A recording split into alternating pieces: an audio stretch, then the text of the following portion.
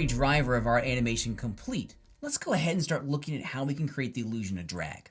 Drag is an important principle for us as animators to apply on all of our characters.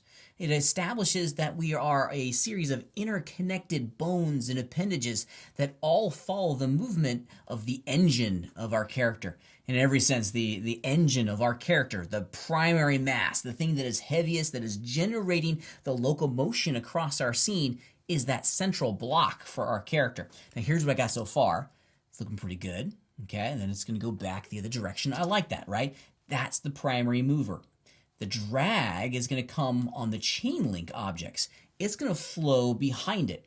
By having these objects flow behind the primary mass, we're suggesting that they're influenced, that they're connected to the primary mass, and that they are a different weight than our primary mass. If they're all the same object, all the same pose as it moves from left to right, it feels rigid, lifelike, and like a gigantic 10,000-pound heavy block that's not full of life.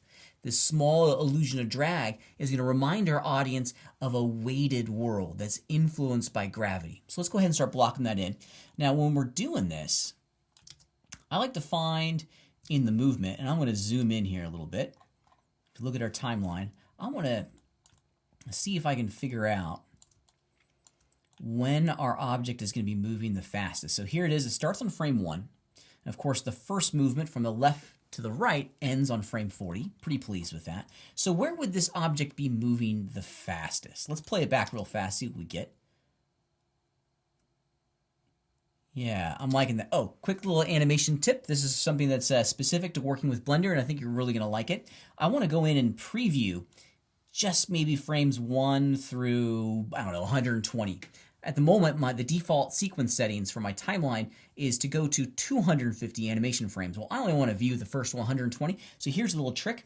To interactively set the preview range, hit the P key. P is in preview. You're going to get this little crosshair, which will allow you to drag out a selection box in your animation timeline, and then it's only going to preview the range of frames inside that box.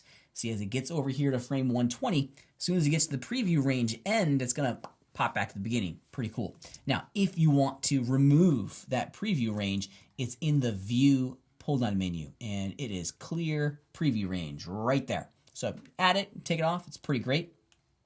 You're going to see me doing this a lot just to decode specific chunks of my animation very, very fast. Now, as I look at this, I think what I see here, yeah, I think I'm going to have, yeah, on frame 25, this is where I want to have the primary mass moving the fastest. Because starting on frame 25 all the way through frame 40, I'm going to have it slowly ease in to that stop point over there on the right. So this is an extreme pose for this is when the chain link is going to be moved the most inside of our animation. So let's go ahead and start blocking that out. I'm going to remember frame 25 for a second while I return to frame 1.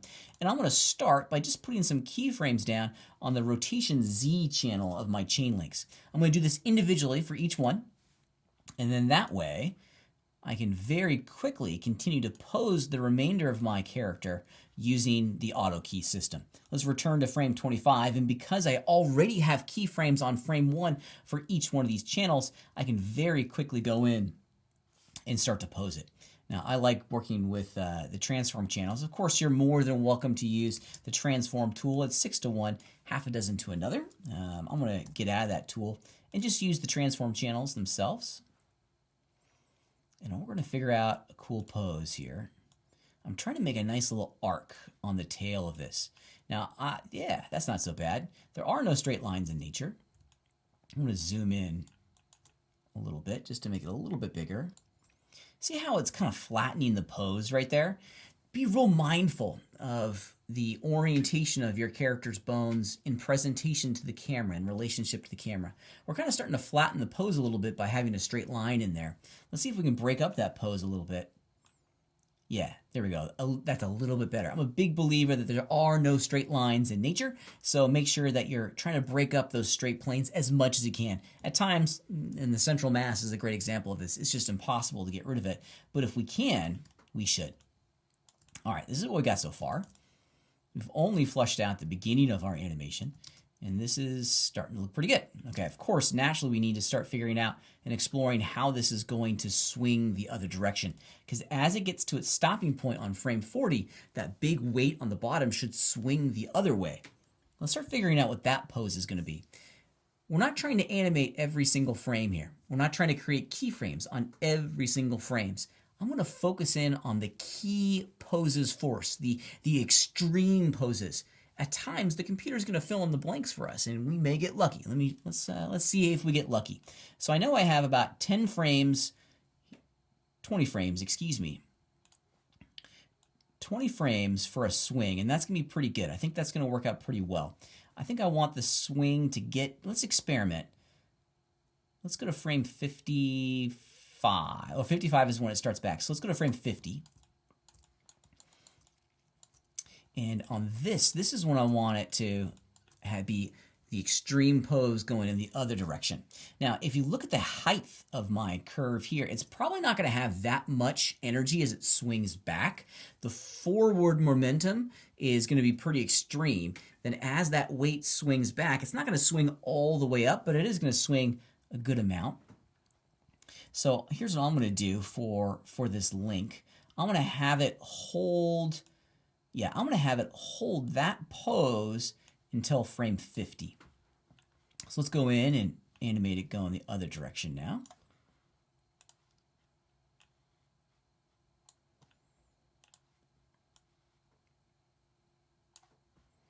And let's see what we got. Okay, here it comes. It's going to cycle. Yeah. All right. Not so bad. Not so bad. I'm liking it. I'm liking it so far. This is a good step in the right direction. So this is the drag, and then that's the follow-through. That follow-through is critical because it establishes that the movement of the primary force influences but does not exclusively determine the movement of all of the child objects inside of our hierarchy, which is pretty cool, right? It kind of gives us the illusion that this is a whole series of interconnected parts and pieces. Okay, now noticing that I'm not trying to go in and animate, add keyframes on every single animation frames. This is computer animation, so we want to be able to control this very, very specifically. Now, the last thing that I want to do in here before I move on is start to figure out when it's going to swing forward. Because if this is where it moves the fastest, maybe it should move forward, the chain that is, a little bit later. And I have a really neat system that allows us to see very quickly and very cleanly the impacts of these keyframes inside of a graph editor. So this is the first step, blocking out that drag and follow through, and then we'll use the graph editor to refine it and create a wonderfully detailed, polished animation.